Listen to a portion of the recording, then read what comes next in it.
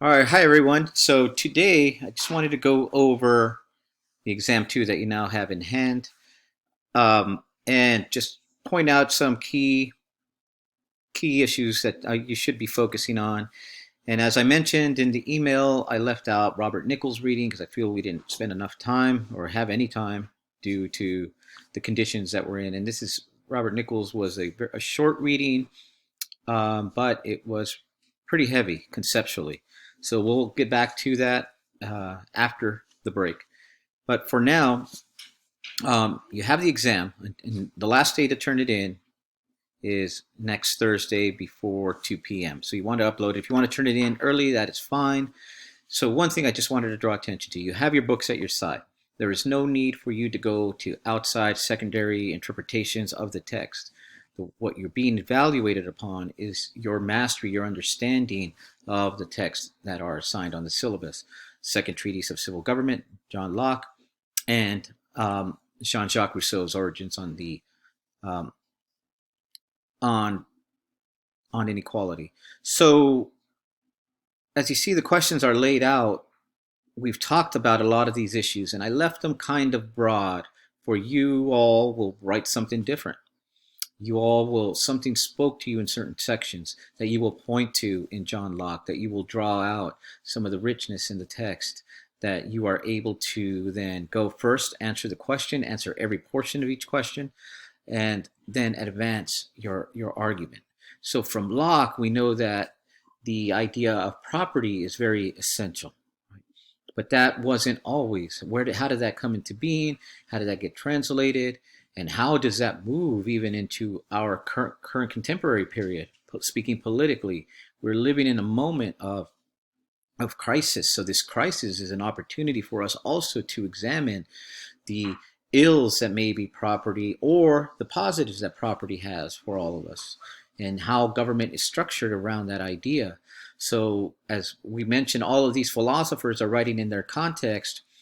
They are learning. They are informing all of society. Not they are not standing outside of society. Just the same that we're in this right now, writing from a certain vantage point, a certain environment where conditions are conditioning us to think, right, forcing us to think beyond ourselves. So, to question number two, now we go to Rousseau, who provides a type of reflection upon this idea of where inequality emerges from. And this is a very timely reading. I love reading Rousseau because Rousseau situates us from that moment again into the present. And as we're political theorists, we're always concerned with how these thinkers are informing our present conditions, socially, politically, and economically. And here we find Rousseau. And we emerge from that moment of the self, that idea of that vision of the state of nature, where both of these thinkers give us that vision of the state of nature and the distinctions from the origins of inequality. Now, how does Rousseau lay out his argument? Is he convincing to you, or do you believe Locke more? And this is where that second part of the question takes us to. Is this a justification, a rationalization? Two different things, right? A justification is building up an argument through reason, through logic. And for Locke, it is derived from natural law. But where does natural law derive from?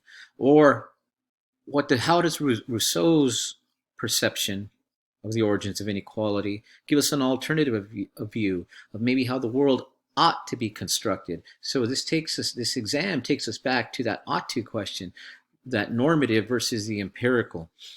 And as we're situated here in this moment, we're thinking about maybe how the world ought to be constructed. And again, we're against the conditions that are placed in front of us every single day from the world as it is. And that's your vantage point. And that's in a few brief moments, um, that's how I'm providing the overview of this exam. So you're free to stick to the text. This can require some rereadings of the text, taking notes. But I'm thinking by not holding the session today or Monday that you will have ample time around your schedules. And again, making this adjustment in this time of crisis where now we are talking to each other through a screen and you'll be talking back to me once you turn in your exam. And then we'll pick it up from here after spring break. So we're almost there. Hang in there. Just hunker down on this exam, and we'll see how we do at the end. But we're almost there, folks. So just hang in there. Take care of yourselves. Take care of each other, as I mentioned, and then we'll get back to begin with Locke. And I will be checking in on Tuesday. I've also set up the Zoom hours for you to, if you want to jump in any questions, Monday through next Wednesday, 11 to 12. I pushed them a little later since I know maybe some of you are not up at 8:30 in the morning. Just trying to adapt as best we can. So let's keep communicating, and I will reach out to you over the weekend. And if not, I'll see you on Monday, Zoom. All right, have a great one, everybody. Stay safe.